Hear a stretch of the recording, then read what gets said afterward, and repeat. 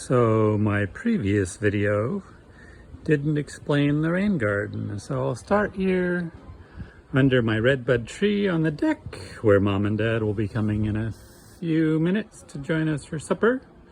And so those are some Jerusalem artichokes, which will be blooming bright yellow in September.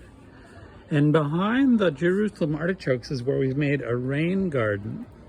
The purpose of a rain garden is so that the water that lands on our roofs, rather than going into the sewer system in the city and overflowing our water treatment plant and flowing into the Conestoga with raw sewage and into the Susquehanna with raw sewage and into the Chesapeake Bay with raw sewage, instead the water comes into the rain garden and soaks into the ground.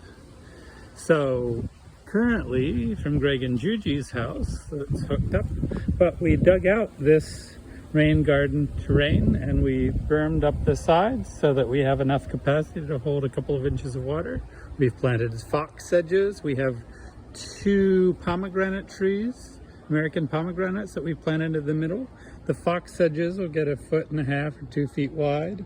There are some fox sedges down there. We've got some asters and some sneezeweed and some other perennials in there. And then in our compost we had a bunch of squash seeds that were in the compost that we added to some of the holes. So we've got a big squash vine there, and we've got a volunteer squash vine here, and you know that's what the volunteer squash looks like. This is probably a butternut. This is a butternut here, and